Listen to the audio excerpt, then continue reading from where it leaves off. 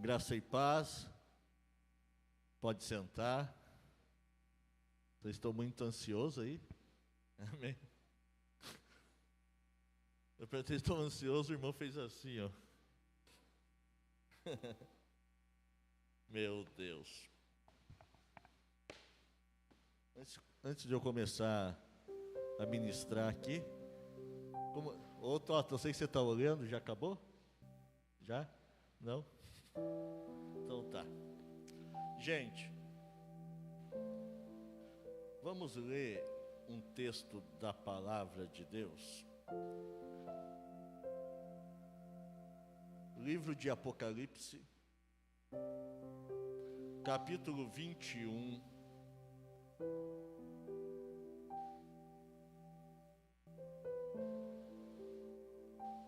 Versículo 7.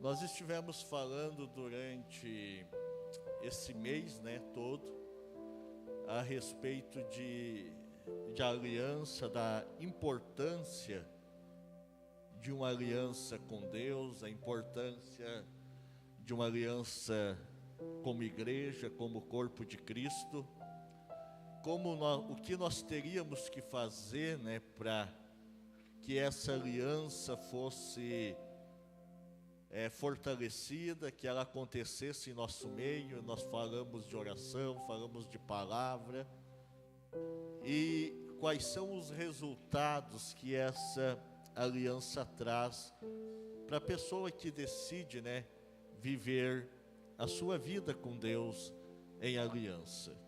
Eu vou ler o texto e daí eu vou falar algumas coisas. Vamos ler junto? Só um versículo? Vamos ler junto ali, ó. Todos juntos, pode ficar sentado mesmo, como estão, só leia bem forte. Vamos lá? Quem?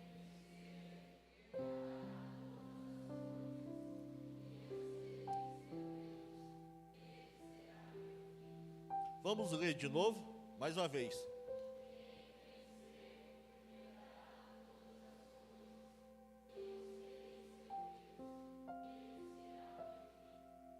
Quem vencer herdará todas as coisas. Que coisas são essas? Eu quero ministrar sobre 7 promessas para um vencedor. Antes, porém, eu tenho uma palavra para nós nos posicionar como igreja. Independente do resultado, das eleições, que eu acho que já está 99% ali concluído, então praticamente, a não ser um milagre para quem está perdendo, virá. Independente disso, a igreja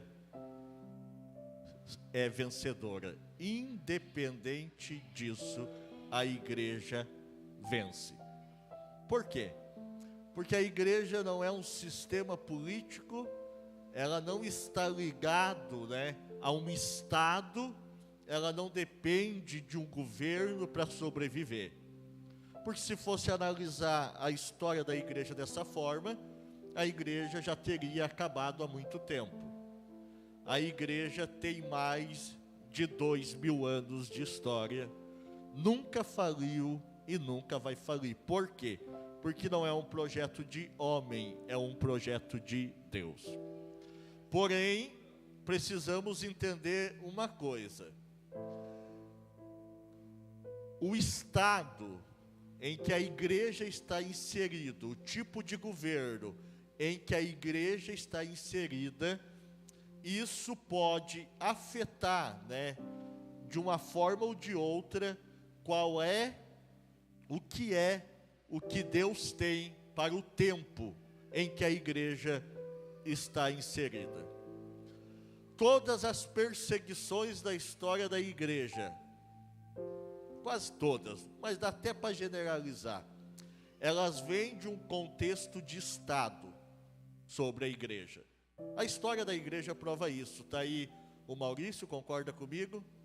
Todas as perseguições, o Maurício é historiador, por isso que eu perguntei, todas as perseguições da igreja, ela vem de um contexto de Estado. As mais terríveis tragédias, eu poderia falar um pouco a respeito da história da igreja até aqui, mas não vou me ater a isso, né? Hoje, quem sabe a gente volte a mexer nesse assunto. Porém, eu acredito que nós estamos vivendo os últimos dias da história da igreja na terra. Então hoje, muito mais do que antigamente, o que acontece ao nosso redor é de extrema importância para nós entender as profecias e os seus cumprimentos. Se a igreja no Brasil, eu creio num avivamento, eu ainda creio num avivamento da igreja, eu ainda creio num Brasil como um celeiro de bênçãos para o mundo, eu acredito nisso. Eu acredito que esse período de tempo, aonde muitos se posicionaram e defenderam costumes, defenderam coisas, atitudes que a palavra de Deus não defende. A igreja se posicionou, a igreja orou, a igreja intercedeu, porém, a vontade de Deus prevalece. Então, o que eu quero te dizer é que nós, como igreja, não estamos dependendo ou firmado as nossas bases em um Estado ou em um governo. As nossas bases estão firmadas na cruz de Cristo. E pronto. Então, como eu acredito que estamos vivendo os últimos dias da igreja na terra, e se a igreja vier a passar,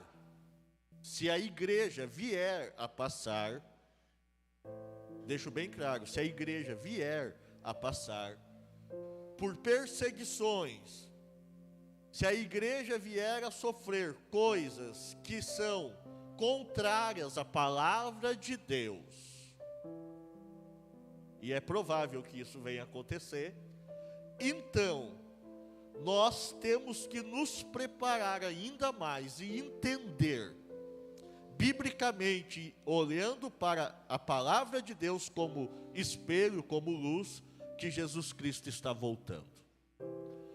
Não existe outra teoria, Jesus está voltando. Então, quando a Bíblia diz que nos últimos dias tudo o que está acontecendo ao nosso redor, e ainda se isso vier a se intensificar ainda mais, é sinal que Jesus está às portas. Então nós temos que nos preparar como igreja como nunca antes. Eu disse aqui anteriormente, não sei se vocês vão lembrar, que conforme fosse o que acontecesse, a igreja teria que se preparar para um grande avivamento que viria sobre a terra através da nossa vida. Mas eu também falei que conforme o que acontecesse, se for essa a vontade de Deus, e for mesmo os últimos dias nosso como igreja na terra, nós temos que nos preparar para enfrentar um governo, o governo do anticristo, e toda a sua maléfica e tudo aquilo que vem num contexto de um governo como este. O fato é que eu e você temos que estar preparados, temos que ter conhecimento, temos que ter fundamento para enfrentar isso. Porque todo princípio de governo do anticristo, ele mexe em duas coisas principais. Primeira delas, família. Desvalorização de princípios básicos familiares estabelecidos pela palavra de Deus. Eu estou falando que o governo do anticristo, uma das suas características principais é justamente a destruição da família como a que foi fundada por Deus no Éden, que era a união de um homem em uma mulher e a sua prole, e dali a existência de uma sociedade. Segundo ponto, é a igreja sofrer o impacto de uma perseguição, agora de uma forma diferente. Antigamente a perseguição sobre a igreja vinha dos coliseus, era o leão que comia os crentes, eram as feras que eram soltas, eram soldados que matavam.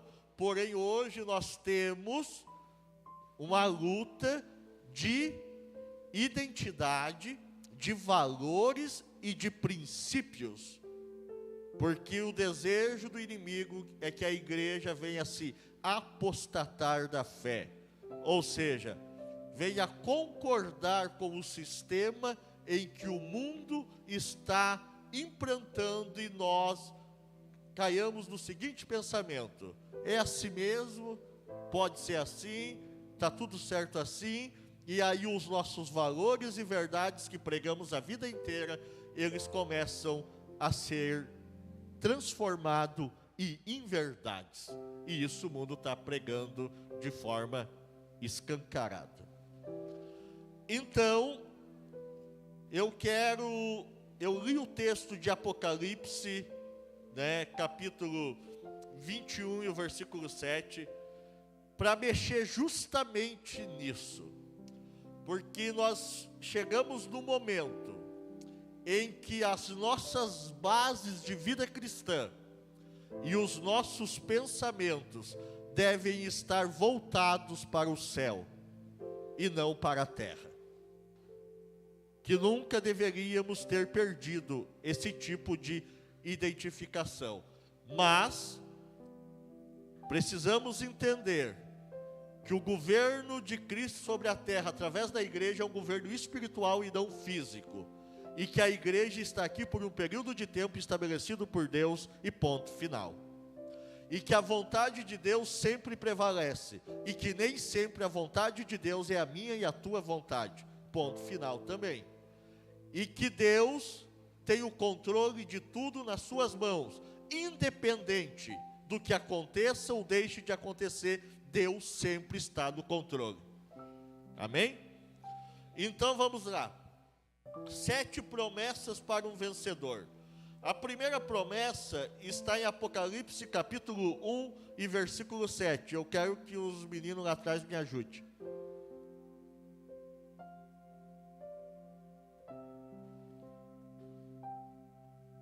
Isso. Deixa eu ver. Não, Apocalipse, eu disse errado, eu acho.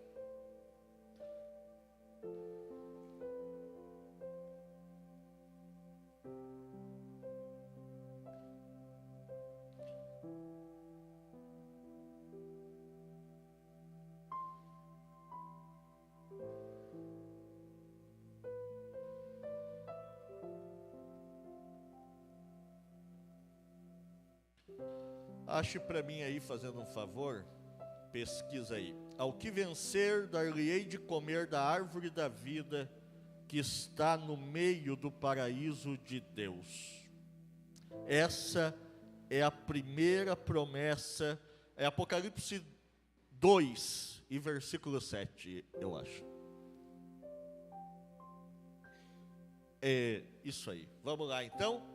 A primeira promessa, ela traz um princípio de vida eterna. Ao que vencer, dar-lhe-ei a comer da árvore da vida que está no meio do paraíso de Deus. No jardim do Éden tinha duas árvores. Uma era a árvore do conhecimento do bem e do mal, e a outra era a árvore da vida. Da árvore do conhecimento do bem e do mal, Deus disse a Adão: não coma, porque o dia que comer você vai morrer. Mas da árvore da vida, Deus diz a Adão que ele deveria comer. Então, acabou? Quem ganhou? Ok. Então acabou, só para avisar a igreja, toda a preocupação de vocês, a eleição terminou, segundo os resultados da urna até agora. Então, Luiz Inácio Lula da Silva é o presidente do Brasil. Então agora, preste atenção aqui, que lá já terminou. Amém? Amém, então. Vamos lá. Então a primeira promessa é de nós voltar a comer da árvore da vida. Ora, aqui é interessante esse texto, porque ele traz um contexto de uma volta a um modelo de vida que existia no Éden. E eu acho isso extraordinário, né? Porque o nosso acesso à árvore da vida foi tirado, foi cortado. Deus, quando Adão peca, tira Adão do Éden, justamente para ele não comer dessa árvore. E ele coloca anjos para proteger o jardim do Éden, para que ninguém tocasse nessa árvore. Mas João, quando ele tem essa visão, né, lá na ilha de Pátimo, ele vê os últimos dias da história humana, ele diz que aquele que vencer, ele vai comer da árvore da vida, que está no meio do paraíso de Deus. Então, a primeira promessa para um vencedor é comer da árvore da vida. Segundo, a segunda promessa para um vencedor é o versículo 11. Coloca o versículo 11, segue em frente aí, capítulo 2,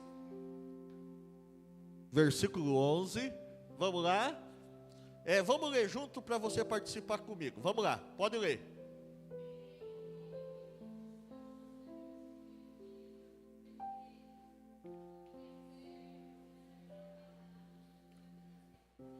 Tá, nas próximas leituras, como são 7, a gente tem 6 para ler, vamos ler, porque vai repetir. Quem tem ouvidos ouça. Então nós lemos só a parte ali, o que vencer, tá? Então, o que vencer não receberá o dano da segunda morte. Vamos entender isso. Como assim segunda morte? A Bíblia diz que quando o homem pecou, ele morreu. O salário do pecado é a morte. O que a palavra morte, né, ela está contextualizada na Bíblia de que forma? Preste atenção, é importante você entender isso. Morte significa separação de Deus. Então, na verdade, o justo, ele não morre. Porque a palavra morte, no seu sentido original, está relacionada a esse corpo de pecado que eu e você carregamos. Então, esse corpo de pecado que eu e você carregamos, ele não pode se encontrar com Deus, a não ser que ele seja transformado.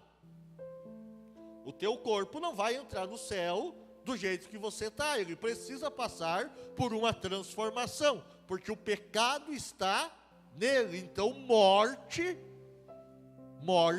significa separação de Deus. Por isso que a Bíblia diz que todos pecaram e destituídos estão da glória de Deus. Ou seja, como o homem pecou, ele se separou de Deus. Quando Adão peca lá no Éden, a sentença de Deus para ele é a morte. Por isso que a Bíblia diz que o salário do pecado é a morte também. Então, morte é separação de Deus.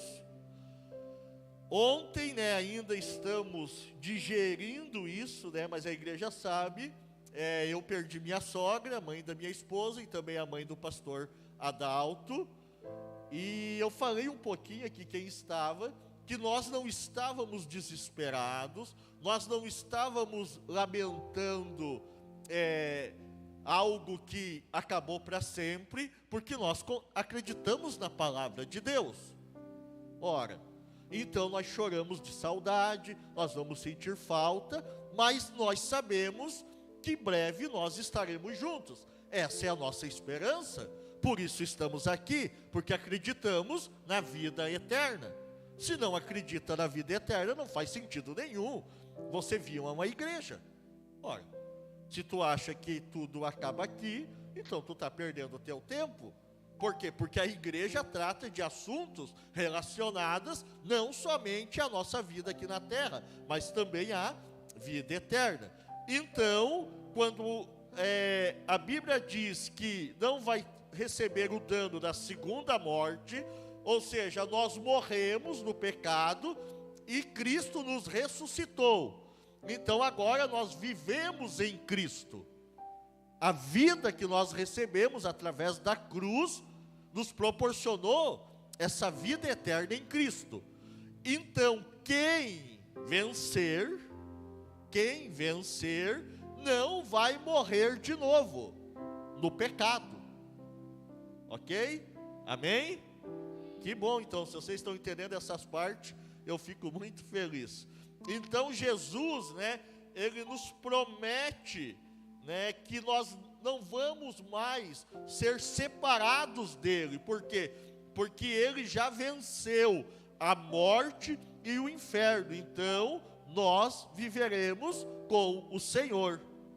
Passaremos dessa vida terrena, desse corpo mortal, para um corpo incorruptível. Então, a primeira promessa é: quem vencer comerá da árvore da vida que está no paraíso de Deus. A segunda é: quem vencer não receberá o dano da segunda morte.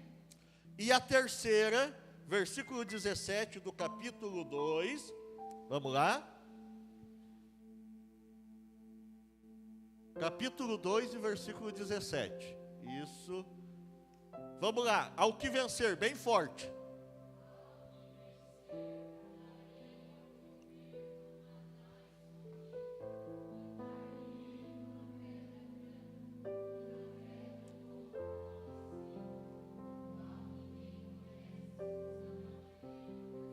Vamos ler de novo, porque teve uns que não leram. Então vamos lá. Ao que...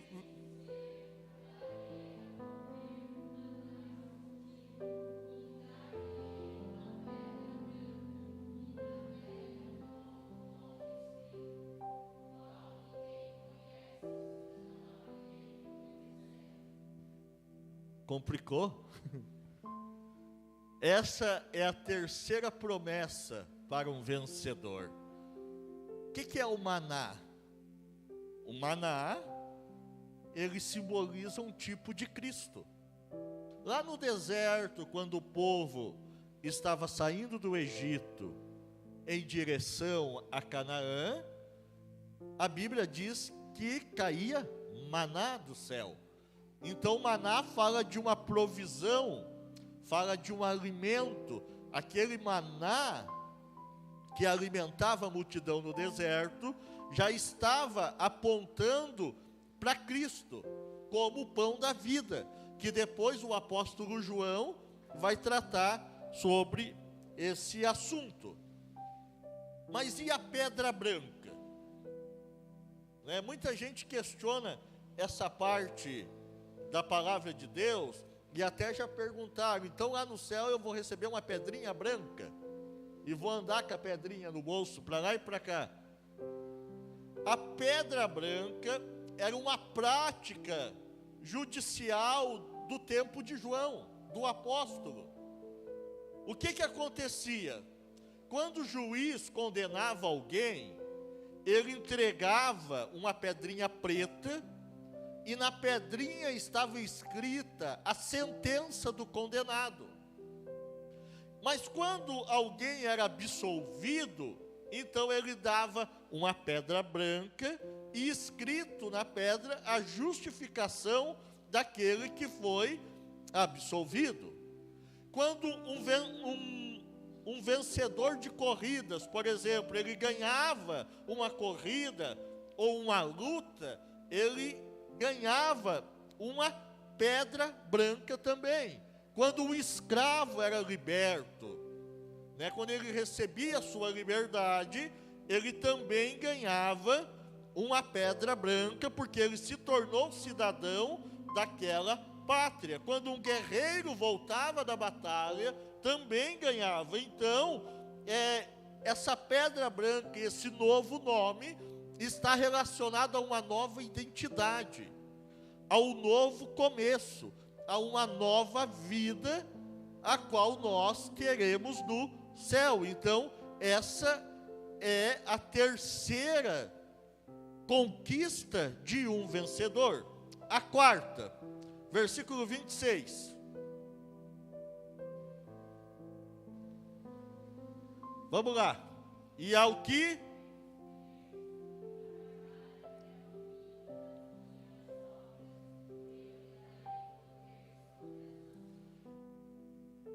vencer e conseguir lutar pelo menos até a metade do tempo de vida, é assim que está no texto?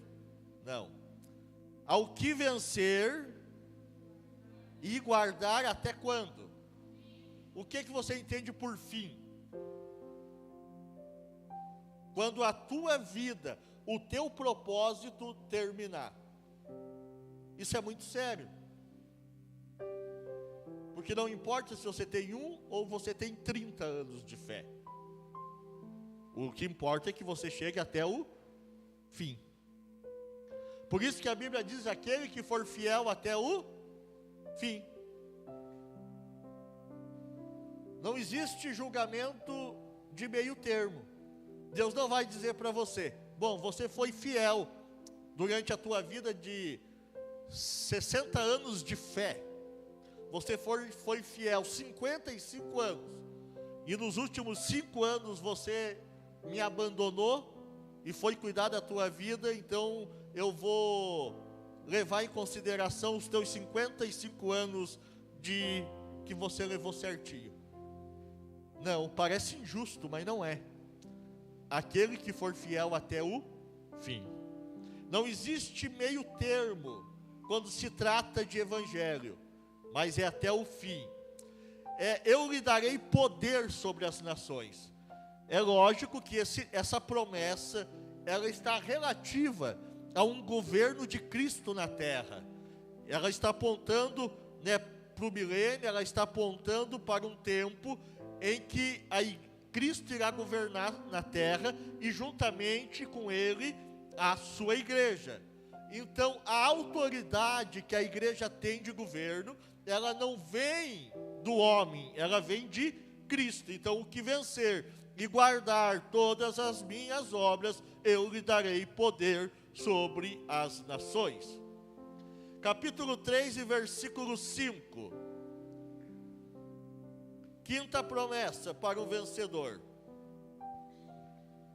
Vamos lá? Vamos ler?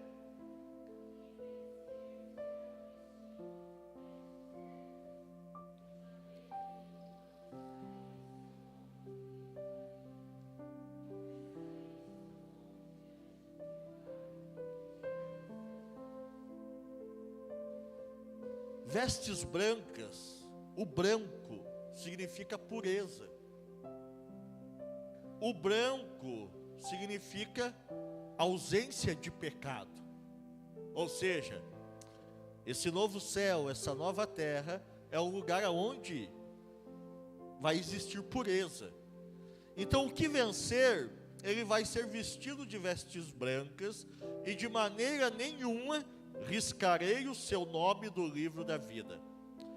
Vocês percebem que quando alguém aceita Jesus aqui, a gente faz uma confissão de fé? E nessa confissão existe um pedido. Lembram qual é? Escreve o meu nome. Isso não é coisa que a gente inventa. É porque a Bíblia diz que tem um livro no céu e que tem o nosso nome escrito nele. Simples assim. Então, o que vencer, de maneira nenhuma, Deus riscará o seu nome do livro da vida. O que é o livro da vida? Cada texto desse daria uma mensagem. Eu estou fazendo só um resumão. O livro da vida é o livro de entrada no céu. Se teu nome não tiver no livro da vida, mano, sinto muito em te dizer, não vai. Ah, fiquei com medo agora. Não vai para o céu quem não tiver o nome escrito no livro da vida. O livro da vida é o livro de entrada no céu.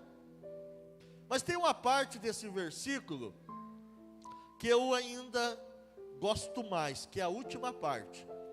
Quando Jesus diz: e confessarei o seu nome diante de meu Pai e diante dos meus anjos. Ou seja, isso aponta para um tipo de tribunal, para o ambiente do céu, aonde Cristo estará apresentando os seus filhos, a sua igreja, ao Pai, e dirá: esse é o Maurício, que agora venceu e chegou aqui. Esse é o fulano que venceu e chegou aqui. Ou seja, haverá uma declaração do próprio Deus de que você agora se torna cidadão deste lugar, desta terra que se chama céu. Sexta promessa, versículo 12 do capítulo 5.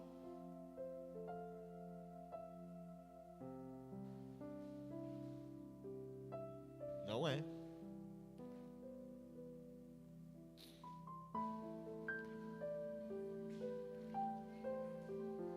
Aqui vencer eu falei coluna no templo. Isso, capítulo 3, eu estou no 3, desculpa. E versículo 12. É que é o sexto tópico, eu estou colocando o tópico como capítulo. Vamos lá então, vamos ler?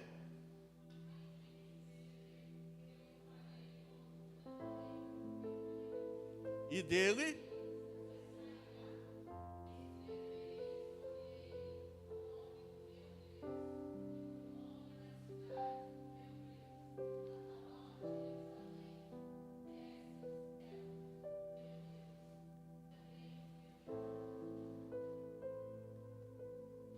é um contexto bem amplo também. Coluna fala de firmeza, né? Toda firmeza está baseado na verdade, não na verdade de homem, mas na verdade da palavra de Deus. Essa verdade, ela está representada na eternidade, por isso que coluna está relacionado a algo que é permanente, a algo que é eterno, né? Aquilo que não se move.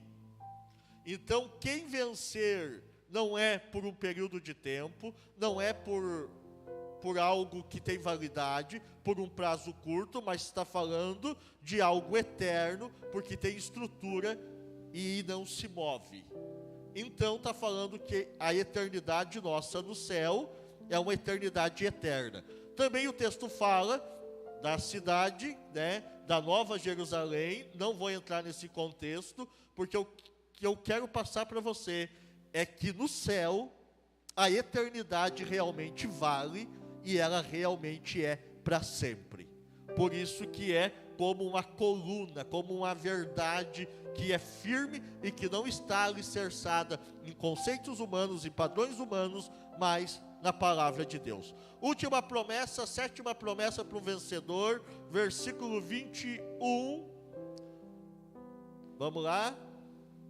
Esse eu acho o mais top de todos eles. Se você está preocupado com posição, com coisas fúteis, banais desta vida, E se você acredita no que está escrito na palavra de Deus, então leia esse versículo com bastante força, porque isso é verdade. Vamos lá?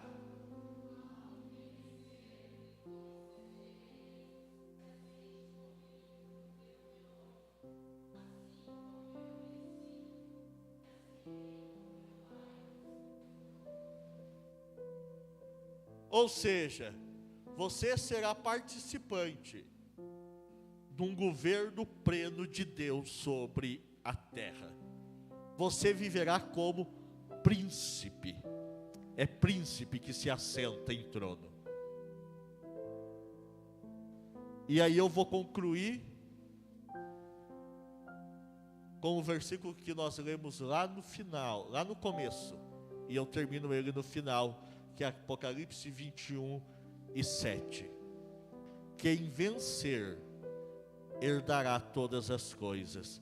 Eu serei seu Deus e ele será meu filho.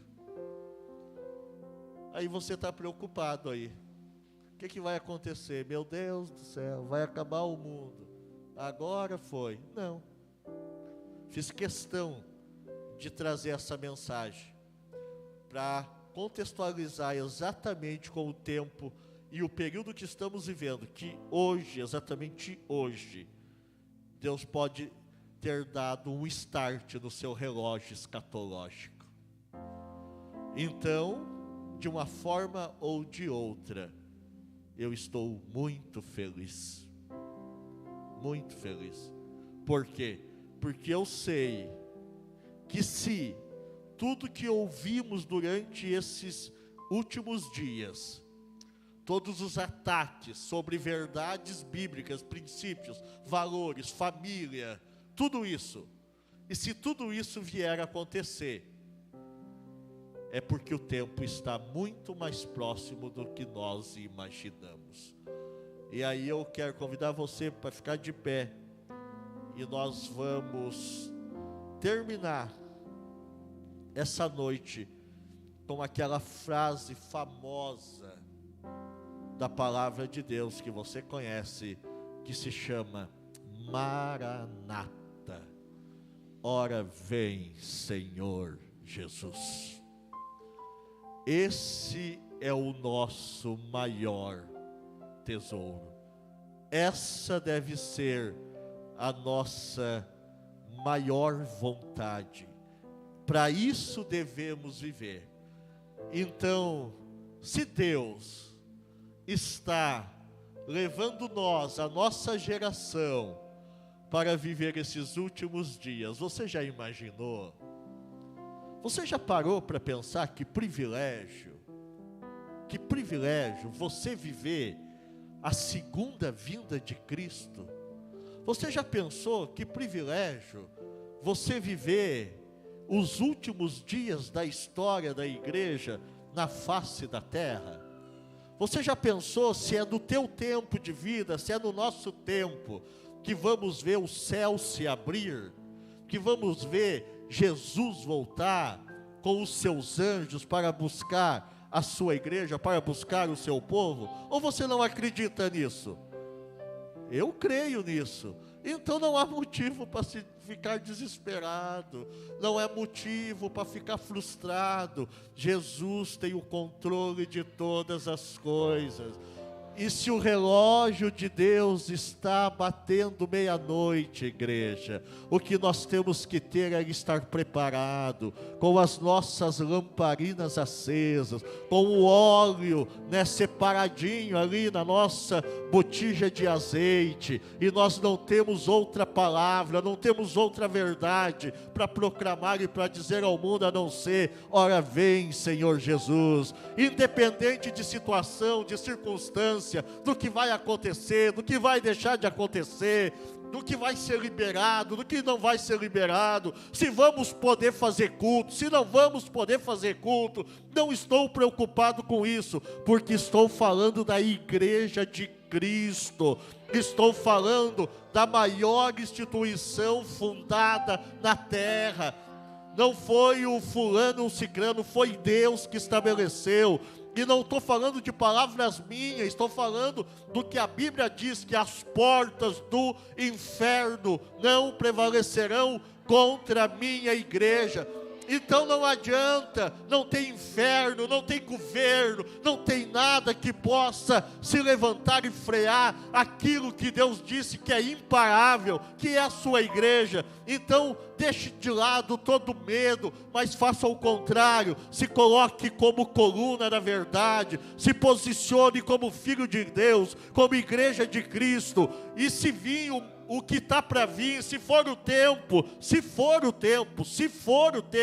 que Deus estabeleceu, então viveremos esse tempo, viveremos esse período. Então não é hora de ficar dormindo, de ficar cochilando, é hora de levar as coisas de Deus a sério, de pegar a Bíblia e começar a ler de verdade, de orar mais, de buscar mais, de interceder mais, e dizer para que Deus tenha misericórdia, para que Deus cure a nossa nação, para que Deus sare a nossa terra. Não dependemos de governo, dependemos de Cristo. Ele é o nosso governante supremo, e ponto final. Amém? Amém. Vamos orar?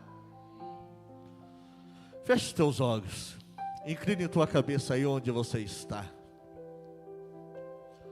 Obrigado, Jesus, porque toda a verdade está em Ti. Obrigado, Jesus, pela Tua palavra que é a verdade. E a Tua palavra diz que nós somos vencedores. Nós somos mais do que vencedores, por aquele que nos amou. Nós Te louvamos, Senhor, porque nos demos pela Tua palavra que é a verdade. E a Tua palavra diz que nós somos vencedores.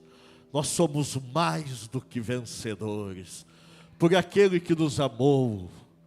Nós Te louvamos, Senhor, porque nos deste a oportunidade de estar aqui essa noite, reunidos como igreja, como corpo de Cristo. E nós Te louvamos porque a Tua vontade sempre prevalece, mesmo que a Tua vontade não seja a minha vontade. Mas preferimos viver a Tua vontade, não a nossa. Então guarda a Tua igreja, Senhor, guarda cada família, cada pai, cada mãe, cada filho que está aqui. Nos ajuda, Senhor, a viver os valores estabelecidos na Tua palavra. Esses valores são inegociáveis, Nos dá força, Senhor, para ser crente fiel, verdadeiro. Nós queremos ser trigo e não joio. Nós queremos ser trigo e não joio. Nós queremos ser ouro e não pedras falsas, falsificadas. Senhor, a Tua palavra nos dá tantas promessas para o vencedor. Então nos ajuda a vencer, nos dá graça através do Teu Espírito Santo, para continuar, Senhor, essa luta aqui na terra, por esse período de tempo que Tu tens estabelecido para a Tua igreja, ou para cada um de nós em particular, mas que nós vivamos, Senhor, a vida cristã com prioridade, que nós vivamos, Senhor, a vida cristã com prioridade. Não vamos deixar as coisas de Deus em segundo plano, mas vamos Te buscar, Senhor. Nós queremos, nos desperta, Senhor, nos leva para esse lugar, para um lugar aonde a nossa esperança não esteja fundamentada em coisas deste mundo, em coisas desta terra, mas que a nossa esperança esteja fundamentada em coisas eternas, como diz a Tua palavra: aquele que vencer herdará todas as coisas. Nós estamos esperando, Senhor, não é uma herança corruptível, não é uma herança passageira, que aqui na terra, de repente, existe e não vem a existir mais, porque aqui o ladrão pode roubar, aqui a traça pode corroer, mas a nossa herança está no céu, aonde não há nada que possa nos roubar, aonde não há nada que possa nos abalar, que possa nos tirar, que a nossa firmeza, a nossa vida, a nossa fé esteja, Senhor, fundamentada na Tua palavra e na Tua verdade, porque a Tua palavra é a verdade. Não cessaremos de pregar, não cessaremos de dizer ao mundo que Tu és a solução. Não, Senhor, não nos abalaremos, porque não estamos firmados em areia, mas estamos firmados em verdades eternas. Não baixaremos, Senhor, a nossa guarda, não cederemos ao mundo, não cederemos à influência do inferno, mas nos levantaremos como igreja, como corpo de Cristo, como mensageiros de Deus, para defender valores da Tua palavra. Continuaremos defendendo a Tua palavra, morreremos por ela se for necessário, mas não abriremos mão, Senhor, da eternidade, daquilo que é incorruptível, daquilo que é puro, daquilo que não muda, daquilo que não é corrupto, daquilo que é eterno. Que essa seja a nossa esperança, Senhor, que essa seja a nossa esperança de um novo céu, de uma nova terra, de dias em que viveremos para todo sempre, junto com o Senhor, em uma terra que mana leite e mel, em um lugar de vida em abundância, em um lugar onde não haverá mais morte, não haverá mais dor, não haverá mais nada que venha nos impedir, que venha nos fazer fraquejar. Nos levanta, Senhor, com essa esperança, em nome de Jesus. Em nome de Jesus.